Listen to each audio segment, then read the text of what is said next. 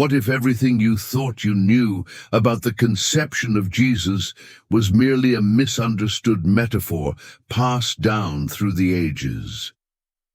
Imagine a time when the world was engulfed in chaos, wars, injustices, and selfishness, where even the wisest struggled to find meaning in the suffering of existence. Humanity cried out for salvation, not in the sense of reaching a promised heaven, but in the yearning to reconnect with something greater, something that transcended flesh, time, and logic itself. In this context emerges a silent yet profoundly significant figure, Mary. Not just any woman, but a consciousness trained, a soul prepared over millennia to receive within herself the living word, the spark of a cosmic intelligence. What the ancients referred to as the Holy Spirit could be understood as the vibrational manifestation of a higher field of intelligence that operates through frequency, not human touch. The so-called divine insemination, then, would not be a physical act, but a philosophical, metaphysical one. The Word, the Logos, became flesh, but before it became body, it was idea, and like all great ideas, it was born from the invisible. It was sown in the mind, in the spirit, in the vibrational womb of an awakened woman whose mission went beyond that of a mother. She would be a portal between heaven and earth. Behind this plan stands a figure long misinterpreted, Yahweh, seen by many as a vengeful, jealous, authoritarian God. But what if Yahweh is not an entity as we conceive, but rather an archetype of consciousness, acting as the programmer of reality, a master code that sees beyond linear time and operates through cause-effect cycles and laws? Yahweh's mission, then, would not be to punish, but to restore, not to judge, but to balance.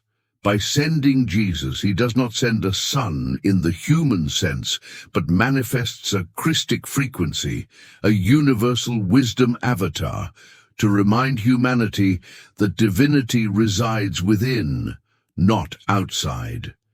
Jesus, from this philosophical perspective, is the mirror of what we all can become, the living symbol of ego transcendence, liberation from matter, and reconnection with the whole, a reminder that we are not merely dust of the earth, but also stardust, notes in a cosmic symphony played by a creative intelligence we call, in many tongues, God. The insemination of Jesus was not a biological miracle, but a philosophical one, the materialization of an idea so perfect it required a human body to communicate. And Mary was the womb of that idea.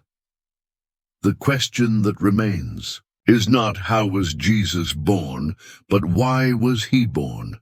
And perhaps the answer lies less in sacred texts and more in the silence between words, in the philosophy that arises when we stop believing by tradition and start thinking through enlightenment.